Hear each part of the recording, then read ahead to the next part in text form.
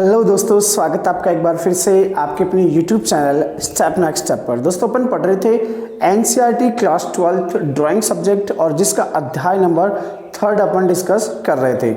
दोस्तों इस अध्याय 3 में अपन ने जो मुगल लघु चित्र शैली है, इसमें बाबर के समय की लघु चित्र शैली, फिर उसके बाद में हुमायूं के समय की लघु चित्र शैली, फिर उसके बाद में अपन ने अकबर के समय की लघु चित्र शैली पढ़ी। अब दोस्तों आज जो अपन पढ़ेंगे वो अकबर के बाद में जो उसके उत्तराधिकारी आते हैं जहांगीर के समय की अपन चित्र शैली पढ़ेंगे। दोस्तों अकबर की जो मृत्यु है वो 1605 ईस्वी में हो जाती है और 1605 ईस्वी में जहांगीर को इलाहाबाद से बुलाकर जो है उसका उत्तरदायित्व या उसे राजगद्दी सौंपी जाती है। दोस्तों जहांगीर जिसके बचपन का नाम था सलीम, इसके समय में जो चित्र शैली है मुगल लघु चित्र शैली है, इसके विकास के बारे में अपन पढ़ते हैं। तो दोस्तों मैंने पॉइंट्स के रूप में इसे लिखा है, आप स्क्रीनशॉट लेकर इसे रिवाइज कीजिए और अपन एक एक पॉइंट के आधार पर इसे डिस्कस करते हैं। पहला अपन देखते हैं अकबर के बाद जो जहांगीर जिसका जो शासनकाल था 1605 ईस्वी से लेकर 1627 ईस्वी के बीच में चित्रकला में गहरी रुचि दिखाता है। अकबर के बाद में जो उसका आने वाला उत्तराधिकारी होता है सलीम यानी कि जहांगीर, जो चित्रकला में गहरी रुचि दिखाता है, उसने अकबर से अलग अकबर की जो चित्र बनाने की शैली थी, अकबर की चित्र शैली क्या थी, पांडुलिपियों में राजनीतिक और धार्मिक महत्व के चित्र बनवाता था अकबर। उसकी जगह उसने चेंज करके क्या किया, कोमल टिप्पणियों व उत्कृष्ट विवरणों को प्रोत्साहित किया। दोस्तों अकबर की चित्र शैली में जो पांडुलिपियां होती थी उसमें राजनीतिक और धार्मिक विषय के या महत्व के चित्र बनते थे, जबकि जहांगीर के समय में कैसे चित्र बनने लगे, कोमल टिप्पणियों और उत्कृष्ट विवरणों के चित्र बनने लगे। फिर आगे अपन देखें तो जहांगीर ने अपने दरबार में प्रसिद्ध ईरानी चित्रकार अक्का रिजा और उसके पुत्र अबुल हसन को नियुक्त किया। दोस्तों अपन ने देखा था कि हुमायूं के समय भी 2 फारसी चित्रकार भारत में आए थे, जो थे अब्दुल समद और जो एक थे मीर सैयद अली, जो हुमायूं के समय भारत में आए थे। ठीक वैसे ही जहांगीर के समय में भी 2 प्रसिद्ध ईरानी चित्रकार आए, एक का नाम था अक्का रिजा और दूसरे का नाम था उसका पुत्र जो था अबुल हसन। दोनों को अपने दरबार में नियुक्त किया जहांगीर ने। ईरानी चित्रकार थे, दोनों प्रसिद्ध चित्रकार थे। आगे देखते हैं, इलाहाबाद से आकर मुगल सत्ता की जो बागडोर जहांगीर ने संभाली, उसके बाद उसे क्या कहा गया, संसार का अधिपति। किसको कहा गया, जहांगीर को कहा गया संसार का अधिपति। अब मुगल सत्ता की बागडोर किसके हाथ में आ चुकी थी, जहांगीर के हाथ में आ चुकी थी, नाम से जाना गया। फिर आगे देखते हैं और क्या विशेषताएं हैं। कला के प्रति जहांगीर के रुचि का विवरण कहाँ से मिलता है, कहाँ से किस आधार पर अपन कह सकते हैं कि जहांगीर जो है वो चित्रकला में विशेष रुचि रखता था। तो दोस्तों जहांगीर के जो विवरण है उसका विवरण मिलता है तुजुक ए जहांगीरी में। दोस्तों जैसे बाबर का मिलता है तुजुक ए बाबरी या बाबरनामा से, हुमायूं का हमजनामा और उसी को आगे अकबर ने चलाया, जिसे अकबर के समय में भी एक ग्रंथ बना गया था अकबरनामा, और ठीक ऐसे ही जहांगीर के समय में भी जहांगीर का जो विवरण देने वाला ग्रंथ था उसका नाम था तुजुक ए जहांगीरी। उसमें ये कहा गया है कि जहांगीर को चित्रकला के प्रति गहरी रुचि थी। आगे वाली विशेषता देखते हैं, जहांगीर के संरक्षण में मुगल कला ने प्रकृतिवाद और उच्च स्तरीय वैज्ञानिक शुद्धता को प्राप्त किया। जहांगीर के समय में ही जो चित्र बने वो बिल्कुल शुद्ध और वैज्ञानिक आधार पर चित्र बनने लगे। आगे देखते हैं आगे की विशेषता क्या है।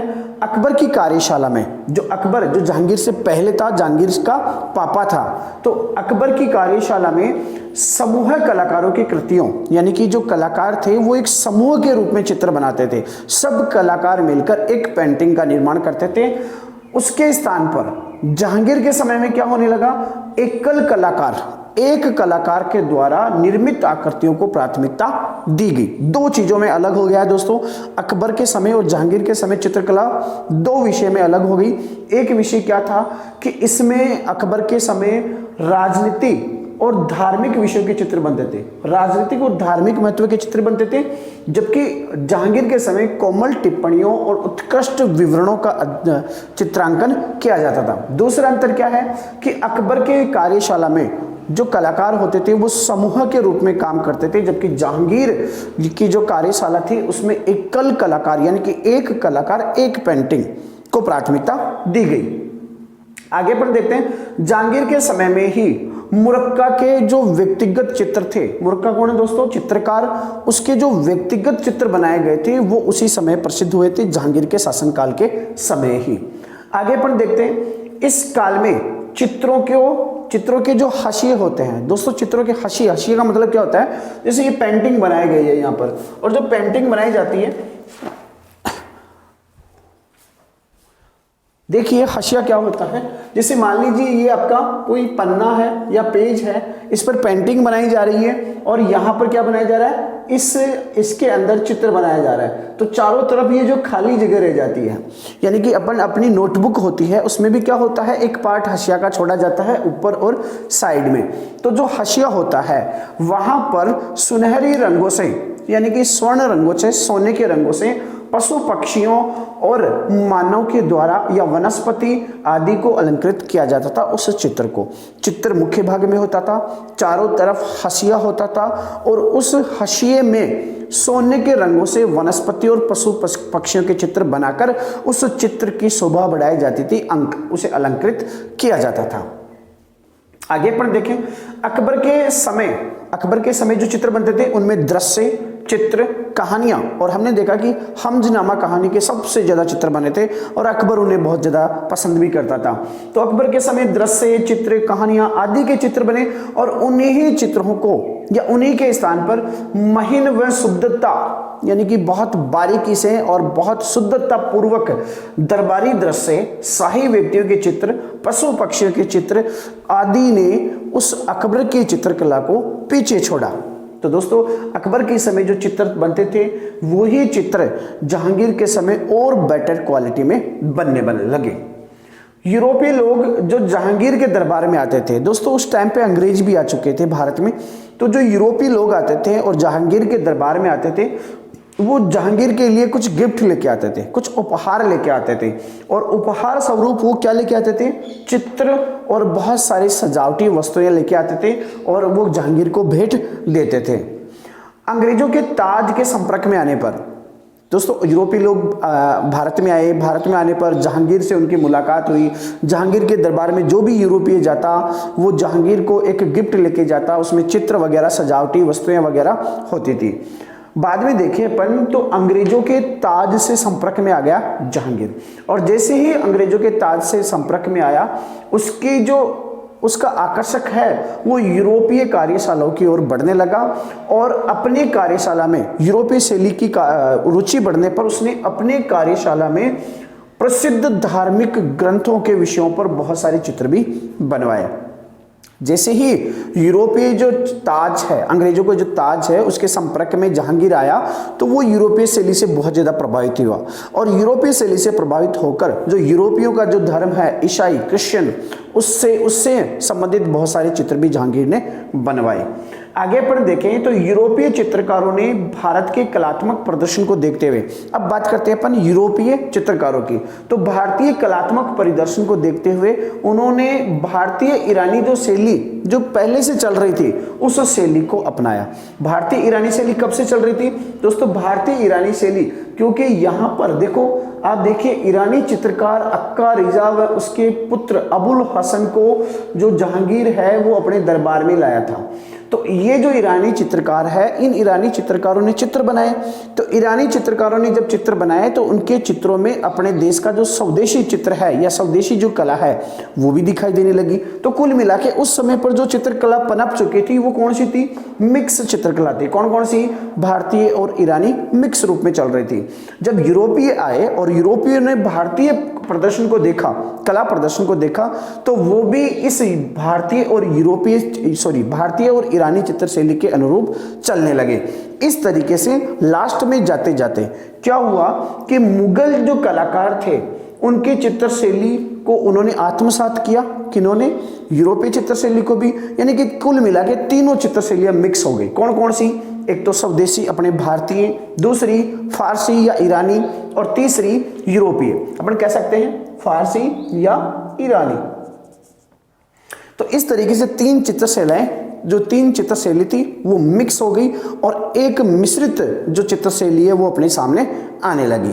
अब देखते हैं अपन कालीन जो कला है, चित्रकला है, उसकी विशेषताएं और उसके बारे में सामान्य परिचय पढ़ने के बाद में अब अपन पढ़ते हैं जहांगीर के समय पर जो विशेष चित्र बने उनके बारे में।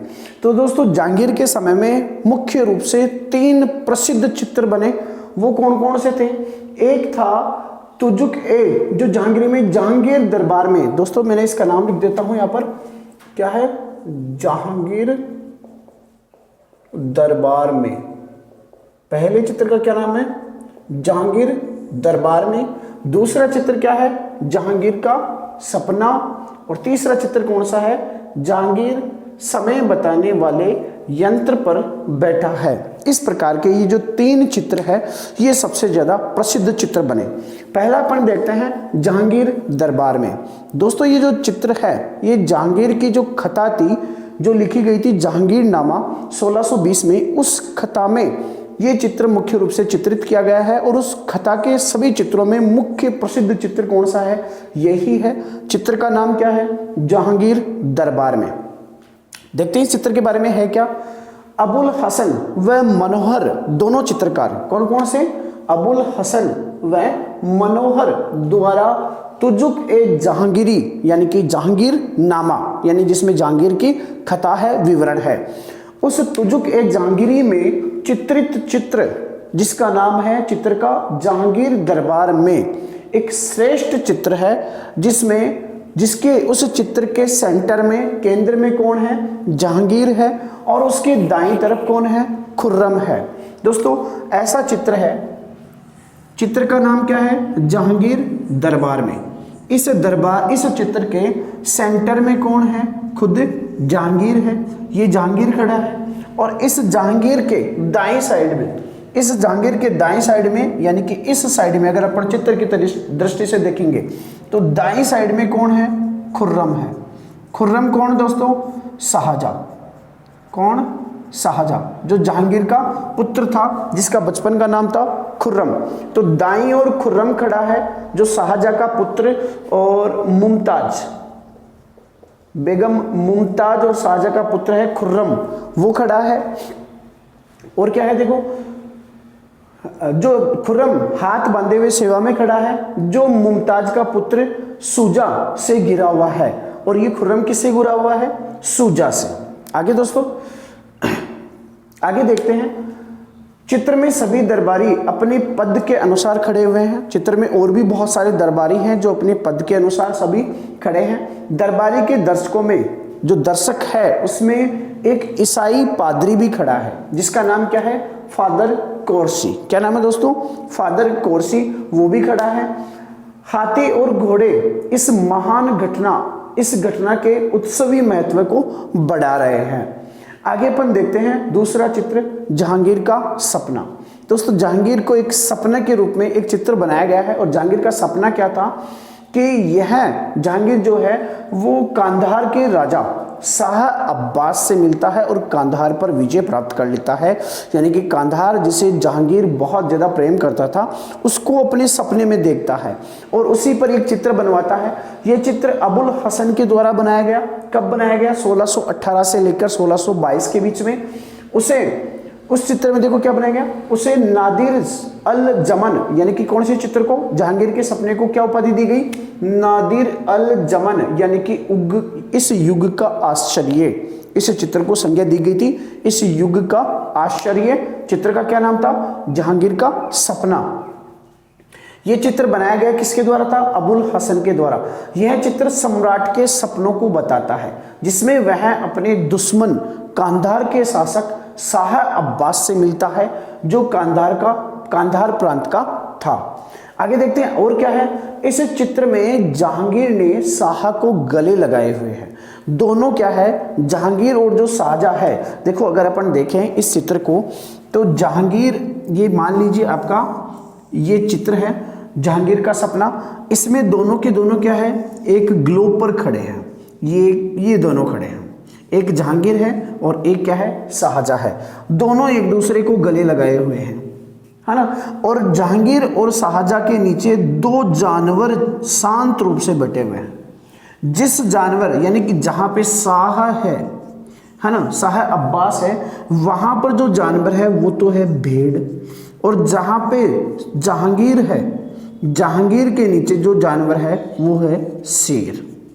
यानी कि इस चित्र में ये बताया गया है कि कांधार का शासक था, जिससे उस कांधार साम्राज्य को जहांगीर बहुत ज़्यादा चाहता था और उसे सपना देखा कि मैं कांधार पर विजय प्राप्त कर ली। शाह और जहांगीर इस चित्र में दोनों गले मिल रहे हैं। दोनों के बीचों बीच दो जानवर बैठे हैं, एक शेर है, दूसरा भेड़िया है, सॉरी भेड़ है। शेर जो है जहांगीर का पशु है और भेड़ जो है शाह का पशु है। यानी कि इस तरीके से कह सकते हैं कि चित्र में देखो, चित्र में सम्राट, अच्छा ऊपर वाला कांधार का प्रांत था, दोनों ग्लोब पर खड़े हैं, दोनों के बीचों बीच जानवर बैठे हैं, जो शेर जहांगीर का शेर है और भेड़ है शाह का, जो शांति से सो रहे हैं दोनों जानवर।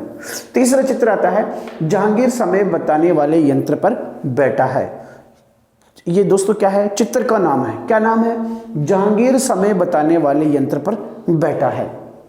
ये चित्र बना 1625 ईस्वी में। यह दरबारी चित्रकार कौन था, विचित्र ने बनाया था। किसने, विचित्र। ये जहांगीर का दरबारी चित्रकार था विचित्र, उसने बनाया था। चित्र में सम्राट जो है वो दाएं हाथ में एक चित्र लेकर खड़ा है।